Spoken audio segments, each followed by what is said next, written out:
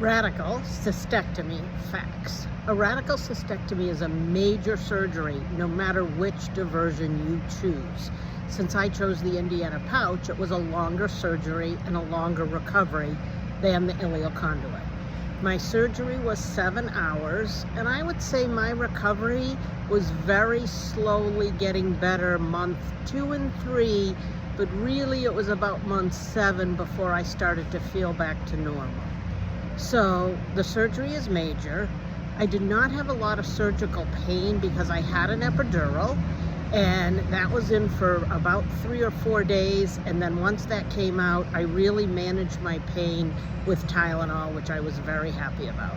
In the hospital, it's all about sleeping, walking, getting your catheter emptied and your tubes flushed, and getting a little bit of energy back and making sure that everything went okay, no infections or anything else. I had no issues in the hospital. Before you leave the hospital, the nurses teach you how to take care of the Foley catheter that empties into a bag, the other tubes, and you may have a JP drain. So the nurses will teach you how to do that. I suggest having a second person learn, but what I wish I had done was taken a video, and I didn't think of that.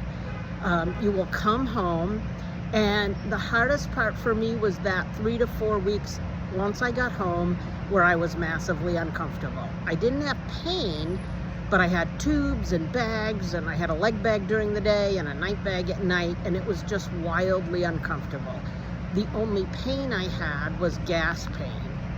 Luckily, I had a great visiting nurse who explained to me, if you're having gas, don't eat dairy, I eat ice cream, and don't eat salads and vegetables right away. As soon as I adjusted my diet, my gas pain got much better.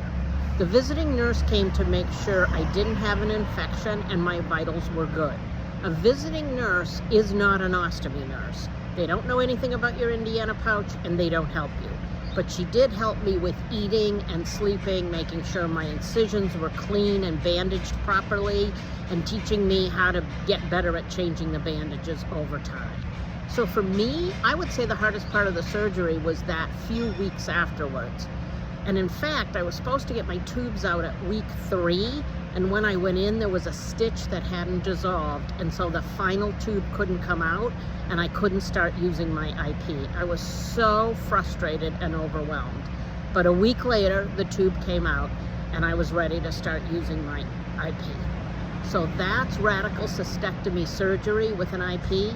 It is major, it's a lot, but I'll remind you, my doctor said he'd rather see me have a more difficult few months and have a better quality of life for the next 20 years. I'm 3 years out, and I'm really glad that was his recommendation and that I followed it.